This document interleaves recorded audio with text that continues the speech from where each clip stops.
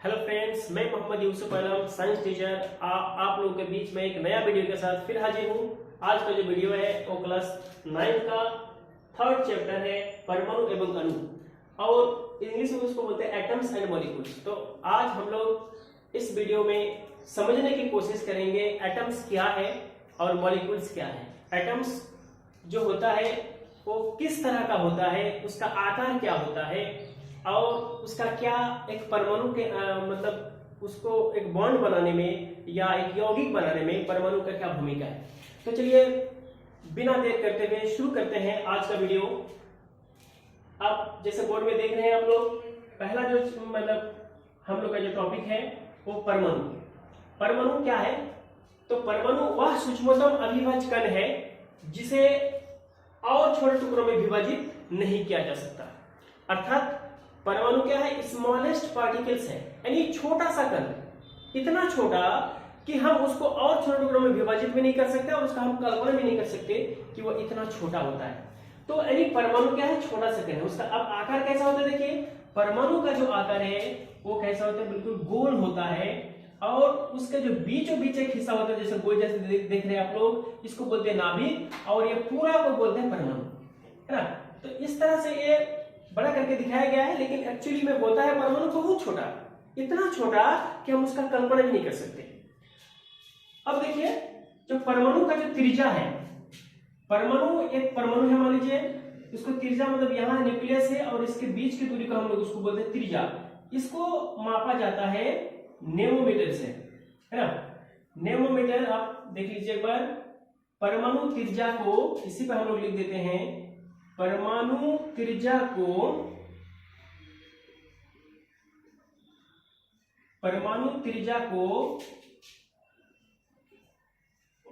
Nanometre,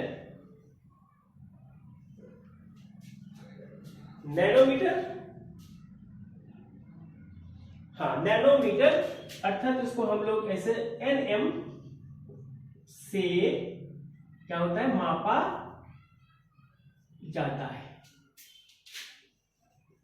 clear हो गया आप लोग? परमाणु क्या है और परमाणु की जो त्रिज्या है वो किससे मापा जाता है? एक नंबर क्वेश्चन में पूछा जाता है हमेशा कि परमाणु का जो त्रिज्या है वो किसे मापा जाता है ना।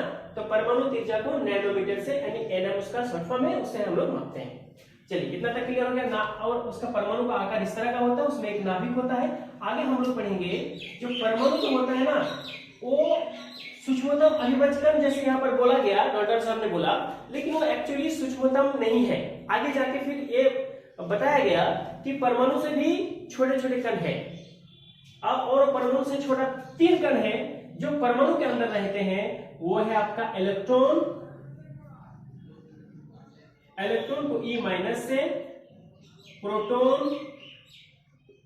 को P प्लस से, और एक होता है न्यूट्रॉन, है ना, न्यूट्रॉन को N, दैट इज इसमें कोई चार्ज नहीं है। तो ये 3 जो कण है वो परमाणु के अंदर रहता है। तो अर्थात परमाणु जो बोला गया कि परमाणु सूक्ष्मतम अविभाज्य कण है, वो आगे जाके ये कॉन्सेप्ट उसका गलत साबित हुआ और परमाणु के अंदर और 3 कणों की खोज हुआ। पहले आपका इलेक्ट्रॉन, प्रोटॉन और neutron, E minus, P plus और N, है ना। अब देखिए ये परमाणु के अंदर रहता कैसे है, देखिए थोड़ा सा। तो ये मान लीजिए ये परमाणु में इसको मिटा दे रहा हूं, थोड़ा सा बड़ा करके करता हूं, समझ में आएगा ज्यादा। ये मान लीजिए परमाणु है, ये उसका नाभिक है। तो नाभिक के अंदर बोल रहा है प्रोटॉन प्लस न्यूट्रॉन। ये उसका क्या है? नाभिक है।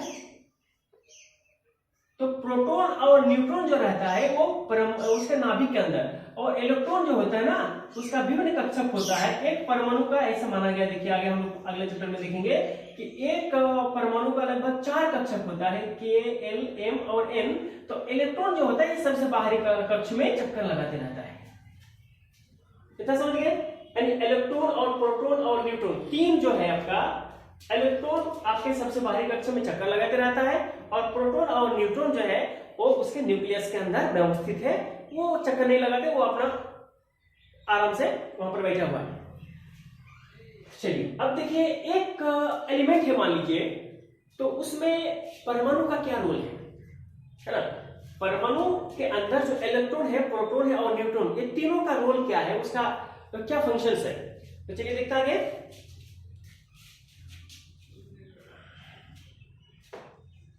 चलिए इसको एक स्क्रीनशॉट ले लीजिए पहले आप लोग।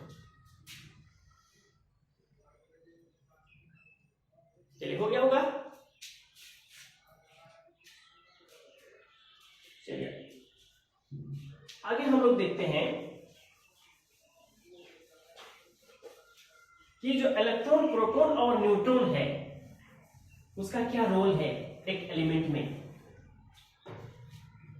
तो देखिए, एक मान लीजिए एक एलिमेंट है ऑक्सीजन, है ना।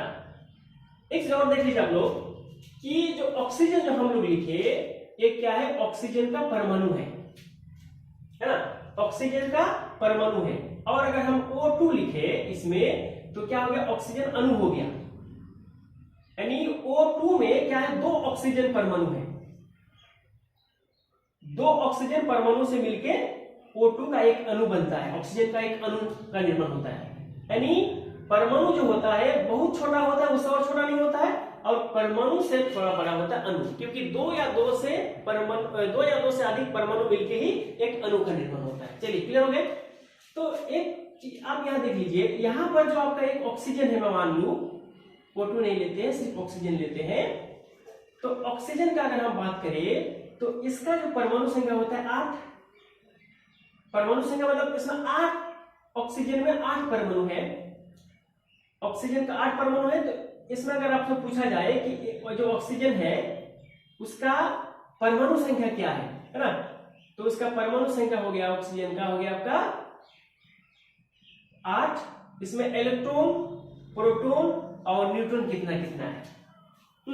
तो देखिए, जितना उसका परमाणु संख्या होगा वही उसका प्रोटॉन की संख्या होगा, यानी प्रोटॉन की संख्या भी 8, और जितना प्रोटॉन की संख्या होगा उतना ही उसका इलेक्ट्रॉन की संख्या होगा, है ना।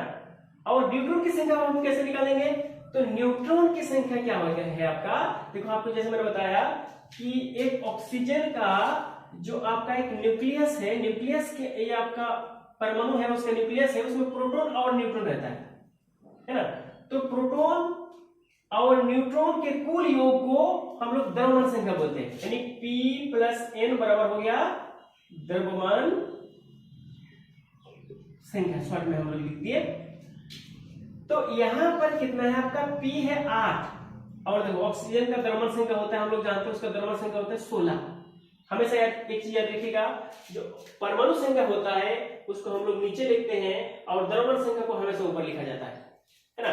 तो द्रव्यमान संख्या प्रोटॉन प्लस न्यूट्रॉन, प्रोटॉन क्या है आपका, इसमें हम न्यूट्रॉन की संख्या निकालना है, तो प्रोटॉन है आपका, प्रोटॉन है आपका 8, है ना।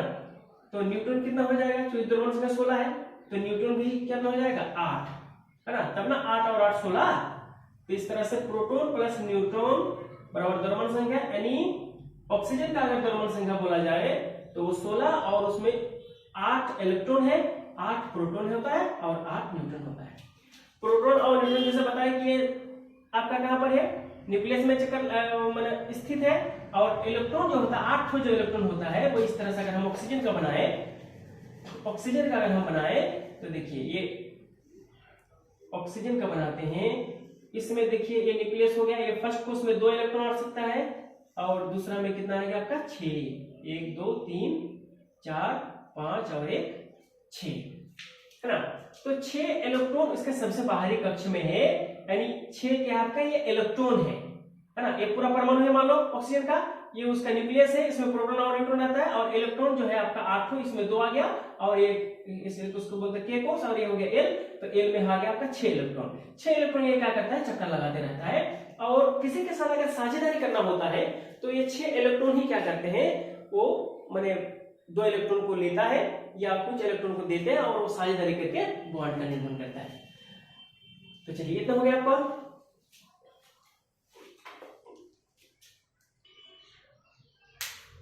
तो चलिए हम लोग आगे देखते हैं रासायनिक संयोजन के नियम।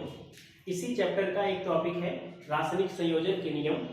देखिए कि रासायनिक संयोजन के जो नियम है वो लेवोजियर और एल प्रॉस्ट 2 वैज्ञानिक थे। देखिए लेवोजियर के बारे में आप लोग जानते होंगे, इसको फादर ऑफ केमिस्ट्री कहा जाता है, Lavoisier is the father of chemistry. अगर आपसे पूछे कि केमिस्ट्री का पिता किसे माना जाता है तो आप बोलिएगा लेवोजियर, है ना। लेवोजियर और एल क्रॉस दो वैज्ञानिक थे, उन्होंने सबसे पहले रासायनिक संयोजन के दो नियम दिए। देखिए पहला है आपका द्रव्यमान संरक्षण का नियम और दूसरा है स्थिर अनुपात का नियम।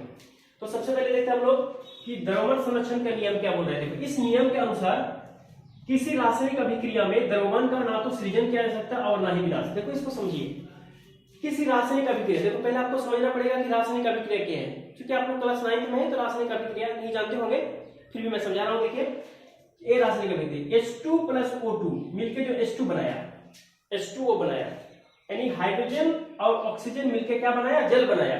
तो ये एक रासायनिक अभिक्रिया है। क्या बोलिए, रासायनिक अभिक्रिया। तो रासायनिक अभिक्रिया में द्रव्यमान का ना तो सृजन किया जा सकता और ना ही विनाश। कहने का मतलब देखो, जैसे हाइड्रोजन में ये दो अणु है और ऑक्सीजन का दो परमाणु है, यानी हाइड्रोजन का दो परमाणु, ऑक्सीजन का दो परमाणु जो मिलके यहाँ जो H2O बनाया, तो यहाँ जैसे हाइड्रोजन दो है तो ऑक्सीजन यहाँ पर भी दो होना चाहिए। इस नियम के अनुसार बोल रहा है कि रासायनिक अभिक्रिया में मैंने द्रव्यमान का ना तो सृजन किया जा सकता है, सृजन में उत्पत्ति किया जा सकता है और ना ही उसका विनाश किया जा सकता है। मतलब विनाश मतलब उसको खत्म करना, ना हम द्रव्यमान को बढ़ा सकते हैं और ना ही घटा सकते हैं। कहने का मतलब ये हुआ कि जितना द्रव्यमान रासायनिक अभिक्रिया के पहले है उतना ही बाद में होना चाहिए। तो एक बार देखिए यहाँ पर क्या बराबर है, हाइड्रोजन का दो है ठीक है, ऑक्सीजन का दो है लेकिन ऑक्सीजन यहाँ पर एक है, यानी दोनों ओर तत्वों की द्रव्यमान संख्या बराबर नहीं है, तो नहीं है तो यह द्रव्यमान संरक्षण के नियम के अनुरूप नहीं है। तो हम लोग को क्या करना है कि दोनों और तत्वों की परमाणु संख्या को बराबर करना है, द्रव्यमान संख्या को बराबर कर देना है। कैसे बराबर करेंगे, तो उसको हम लोग बोलते हैं संतुलित करेंगे, है ना। दोनों और तत्वों की द्रव्यमान संख्या को बराबर करने के लिए हम लोग एक नियम लगाते हैं। जैसे हाइड्रोजन दो है, यहाँ पे दो है, ऑक्सीजन यहाँ पर क्या दो है, यहाँ पर एक है, तो इसका आगे हम लोग दो लगा देंगे। दो लगा देंगे तो क्या हो जाएगा, हाइड्रोजन दो दूनी चार हो गया और ऑक्सीजन कितना हो गया, दो हुआ। ऑक्सीजन दो हो गया लेकिन हाइड्रोजन कितना हो गया, चार हो गया, इसलिए यहाँ हम लोग क्या करेंगे, दो लगा देंगे, तो ये भी चार हो गया। अब देखिए दोनों ओर दो दूनी चार हाइड्रोजन, यहाँ भी दो दूनी चार, ऑक्सीजन दो, यानी दोनों ओर अब बराबर हो गया, तो ये द्रव्यमान संरक्षण के नियम के अनुरूप हो गया। चलिए आगे हम लोग देखते हैं स्थिर अनुपात का नियम। ये क्या बना है, इस नियम के अनुसार किसी यौगिक में तत्व सदैव एक निश्चित द्रव्यमान के अनुपात में विद्यमान होते हैं। यौगिक तो आप सब समझ रहे होंगे, है ना। यौगिक और एक होता है मिश्रण, दोनों को आप पहले समझना पड़ेगा आपको, है ना, तभी आप इसको पूरी तरह समझ पाइएगा। तो यौगिक क्या होता है ना, कि यौगिक भी दो या दो से अधिक तत्वों का मिश्रण होता है और मिश्रण में भी दो या दो से अधिक तत्व होता है। लेकिन फर्क इसमें यह है कि यौगिक में एक निश्चित अनुपात होता है। यौगिक में जो दो तत्व है, मान लीजिए इसी का एग्जांपल ले लेते हैं, जैसे H2O एक यौगिक है बिल्कुल। इसमें देखिए दो तत्व है, एक है हाइड्रोजन और एक है ऑक्सीजन। तो यौगिक का कंडीशन ये है कि इसमें ऑक्सीजन और हाइड्रोजन एक निश्चित अनुपात में होगा। हाइड्रोजन का एक अणु और ऑक्सीजन का 8 अणु मिलके ही बनता है H2O। तो यौगिक के लिए कंडीशन हो गया कि इसमें एक जो आपका तत्व होंगे वो एक निश्चित अनुपात में होंगे, उसका द्रव्यमान निश्चित अनुपात में होगा। लेकिन मिश्रण में क्या होता है, तो कोई भी दो चीज को मिला दो तो मिश्रण हो गया। हाँ, फॉर एग्जांपल हम चावल है, चावल में कंकड़ मिले होते हैं तो वो एक मिश्रण है, चीनी में और कुछ मिला हुआ है तो एक मिश्रण है। यानी मिश्रण में कोई निश्चित फिक्स्ड रेशियो नहीं होता है, कोई निश्चित अनुपात नहीं होता, लेकिन यौगिक में निश्चित अनुपात होता है। बस इतना इसका डिफरेंस है, यही याद रखिएगा। तो आप लोग समझ गए होंगे कि यौगिक में क्या है, निश्चित अनुपात होता है। ये जो जल है, चाहे वो कहीं का भी जल हो, चाहे वो नदी का जल हो या झरना का हो या तालाब का हो या पोखर का हो, उसमें हमेशा अगर वो शुद्ध जल है तो उसका जो आपका हाइड्रोजन और ऑक्सीजन का जो रेशियो है हमेशा 1:1 ही होगा। ठीक है, तो आज हम लोग वीडियो को यहीं पर समाप्त करते हैं। जाने से पहले आपको एक चीज बता दें कि ये जो वीडियो है क्लास 9th का पहला वीडियो है ना। इस तरह से ये जो चैप्टर है जितना वीडियो में कंप्लीट होगा ये मैं सब वीडियो बनाने की कोशिश करूंगा। ये आपका फर्स्ट वीडियो है और इसके बाद फिर नेक्स्ट वीडियो जो पार्ट 2 है वो आएगा और उसके बाद फिर अगर जरूरत पड़ा तो तीसरा चौथा, इस तरह से जब तक ये कंप्लीट नहीं हो जाएगा तब तक इसका वीडियो बनता रहेगा। बस आप लोग मेरा साथ दीजिए और इस चैनल को सब्सक्राइब कीजिए अधिक से अधिक, और ताकि दूसरे को ये इसका जो नोटिफिकेशन है वो मिल सके और इसको वो भी उसका लाभ ले सके। चलिए इसी के साथ आप लोग का बहुत बहुत धन्यवाद।